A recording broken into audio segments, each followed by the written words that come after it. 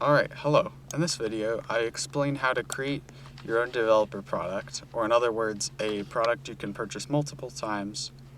And here, I'll show you an example of the finished product. So, if I click Buy Now on this, purchase, 1,000 cash, the coins goes up to 1,000. So, I'm going to, in my example, create a coins leaderboard first, and then when a player purchases a certain thing, it gives them more coins. I'm going to say game.players.player added : connect function player, like that, and I'll say local leader stats equals instance.new folder leader stats name equals leader stats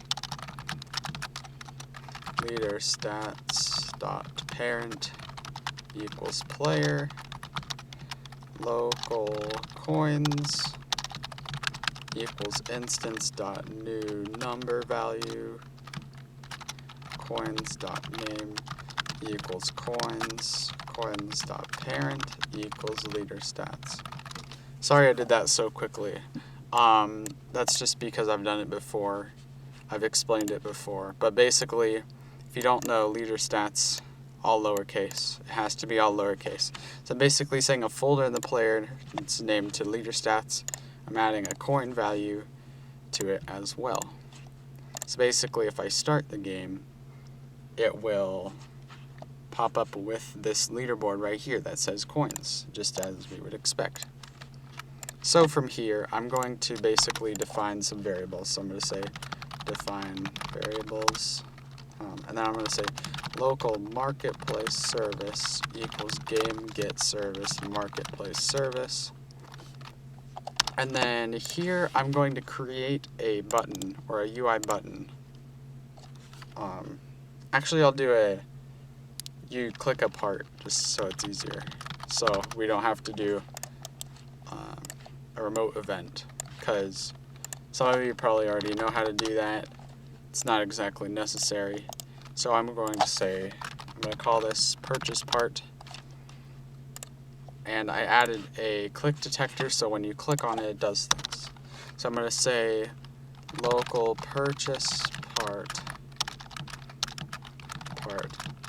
equals game.workspace wait for child purchase part. Then I'm going to say purchase part dot click detector dot mouse click : connect function. And then we're calling this function right here. And here I'm going to say, well, one parameter you can do with this is the player who clicked it. So I'm going to say marketplace service : let me remember which one it is. I believe it's just prompt purchase, or prompt product purchase. And then here, we'd put the player and then the ID, I believe. But first of all, we have to create a developer product. So to do that, we'll have to publish this game first. Dev product video. So you publish your game if it's not published. Normally your game would be published already. And then here we go down, game settings, monetization, developer products. And I'll click create. There we go. I don't know why it didn't show up the first time. So from here, we're going to call this 1,000 cash. And it's going to be 10 Robux. So from here, I should have gotten the ID while I was there. You need to get the ID for it. You can't really... Alright, you can now. That's good. So I believe it's the player first, and then the ID. Maybe I'm wrong about that. Maybe it's the other way around. But anyway, if we go over to this part, click the button, I just realized it's not going to work. And you'll see why.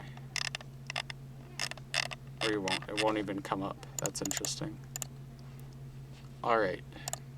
The problem is we need to allow third-party sales. And let me just make sure this is working. I don't know why it wouldn't work, but it should be. All right, it says clicked. There we go. So it brings up, I guess it doesn't even like bring up the error in the thing anymore, which is sort of annoying. But here we have this prompt. So this is a test purchase. I can click buy now. It's not going to do anything. But this is where we get into it actually working. So from here, we probably want to do this near the beginning. Marketplace service dot prompt purchase finished :connect function, and here there's the player and the ID, I believe. That should be what it is. So I'm going to say, well, we don't even need the ID in this case, but the second parameter is the ID. So here we're going to say player.leaderstats.coins.value plus equals 100. Or no, I should say if player, then, so this will determine if the player's in the game. So I'm going to return enum.product purchase decision dot not processed yet. And basically this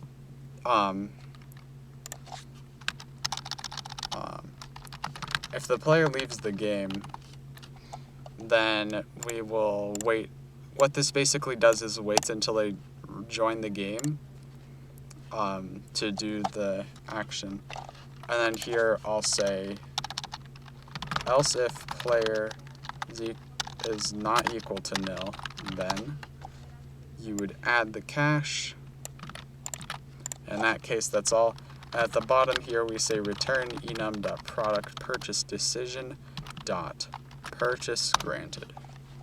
And this should also don't want to scam people. I believe I called the developer product 1,000 coins. So make sure your titles are always accurate. But we should, 1,000 cash, test purchase it now, wait for the return. I might have used the wrong function here, or it just returned badly. Prompt product purchase finished, maybe? If that's not it, it is prompt purchase finished. So, thought I knew what it was. Alright, it says purchase finished, and then attempt to index number with leader stats. Oh, so the ID is probably the first ID. Let me just look at this really quickly. Prompt product purchase finished Roblox. And this is what you have to do sometimes. Just make sure you're doing it correctly. Alright, so it's the user ID first, then the product ID, then is purchased. Alright, that's where I messed up. So we're going to say, always save. So it's the user ID. Sorry about that. And then the asset ID, or the ID of the game pass that they bought. And then was purchased. Which in our case, we're just checking to see if the players... Oh, well, yeah, was purchased. So we don't want to give it to them if they, like, opened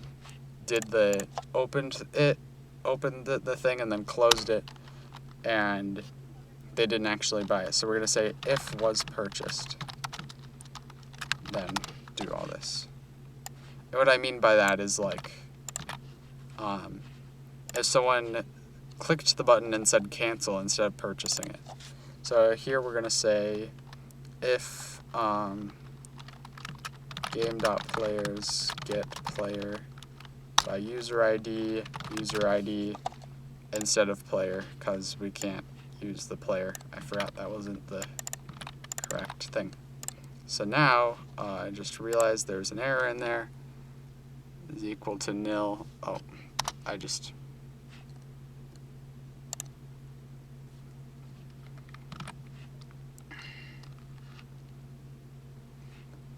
Wait. Alright, what did that just do? That did a weird thing. Alright, so it says return that. Else if. Oh, I know what I did. I pasted too much. Sorry. Right there. I copied the equals nil part at the end as well. There we go. So we're using the player from the player ID because the player isn't passed in automatically. So now, test purchase. Boom. And it says purchase finished. The coins, it adds 1,000 to the coins. So anyway, that's it for this video, and thank you for watching.